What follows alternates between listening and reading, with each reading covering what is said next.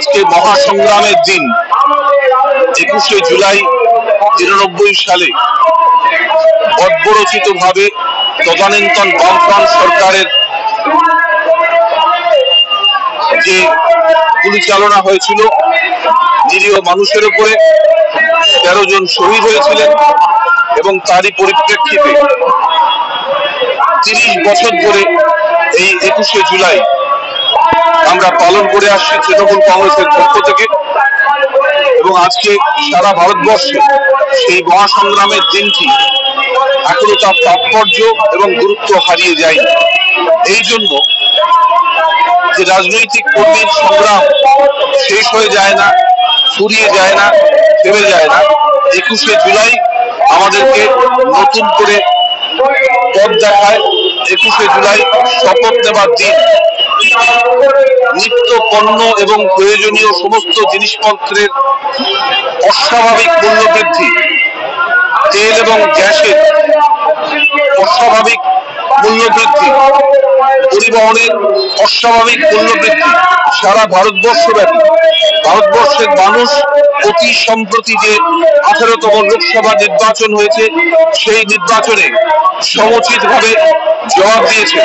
বিভেদকামী এবং বিদ্বেষকামী সমস্ত শক্তিকে প্রতিহত করে তারা রায় দিয়েছেন এবং বিদ্বেষের জয়রথ, হিংসার জয়রথকে থামিয়ে দিয়েছেন ভারতবর্ষের মানুষ।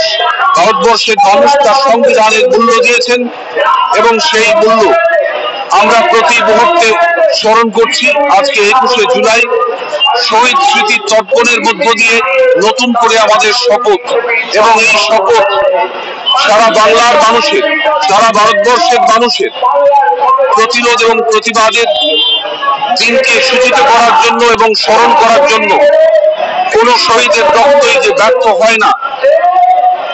খাদ্য আন্দোলনের শহীদ নুরুল ইসলামের পরিবার যখন মঞ্চে এসে সংবর্ধিত হন, তাকে যখন আমরা স্মরণ করি, সাইবাড়ি হত্যাকাণ্ডের সেই সমস্ত শহীদ পরিবারের লোকজন, তাদেরকে যখন আমরা স্মরণ করি, একই সাথে 93 সালের 21শে জুলাই সমস্ত শহীদ পরিবার, তাদেরকেও মঞ্চে এনে আমরা স্মরণ করি এবং আমরা তাদেরকে ভুলে যাইনি।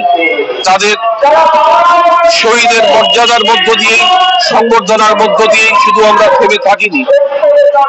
প্রতি 21শে জুলাই আমরা নতুন করে শপথ নিয়েছি, নতুন করে প্রতিরোধ এবং প্রতিবাদের কর্মসূচিতে সামিল হয়েছি এবং সারা ভারতবর্ষের মানুষ তার যে গণতন্ত্র, তার যে সংবিধান, তাকে যে মাথার মণি করে আগলে রেখেছে বারংবার, এবং অতি সম্প্রতি লোকসভার নির্বাচনে তা প্রমাণিত হয়েছে। আজকে যে 21শে জুলাই একটি ঐতিহাসিক দিন। আজকে এই ঐতিহাসিক দিনে সারা পশ্চিমবাংলা থেকে লক্ষ লক্ষ লোক আজকে এই শহীদ স্মরণে উপস্থিত হয়েছে ধর্মতলা চত্বরে। আজকে এই সমাবেশ থেকে আমরা গোটা ভারতবাসীকে একটাই বার্তা দিতে চাই যে আগামী দিনে স্বৈরাচারী বিজেপি সরকারকে সরিয়ে মমতা ব্যানার্জির নেতৃত্বে আগামী দিনে ভারতবর্ষের নতুন শাসন ব্যবস্থা গড়ে উঠবে।